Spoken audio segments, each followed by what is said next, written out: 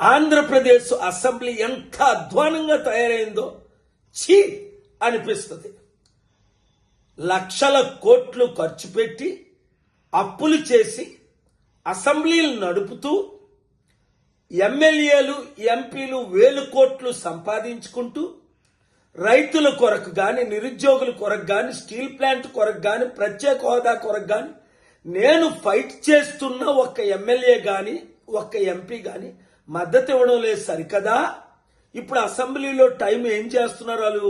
ఆ Kamineni BJP MLA అంట శ్రీనివాసరావు, ఆయన నిలబడి జగన్మోహన్ రెడ్డి సైకో అని ఆయన ఏదో అనేశాడు. అందరూ తిడితే ఇప్పుడు సారీ అంటాడు. మరి ఈ బాలకృష్ణ అయితే ఇంకా అధ్వానంగా ఆ ఎన్టీ రామారావు గారికి ఎంత చెడ్డ పేరు ఇలాంటి వాళ్ళు పుట్టడం, తాగేసి వచ్చాడని చాలా మంది అంటున్నారు.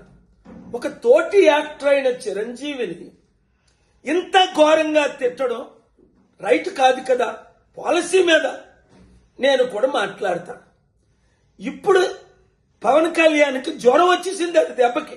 మరి నిజంగా జ్వరం వచ్చిందో ఈ తట్టుకోలేక తప్పించుకున్నాడు. ఎందుకంటే చంద్రబాబు నాయుడు కొరకు రోడ్ల మీద పడుకొని ఒక్క ఓటు చేల్చకూడదు, జగనే నా శత్రు అంటే అన్నయ్యను తగట్టు పెడతా, ఒక అన్నయ్యకి ఎమ్మెల్సీ తీసుకుంటా, ఒక మంత్రి పదవి తీసుకుంటా. ప్రజల సమస్యలు గాని పట్టించుకోరు మీరెవరును.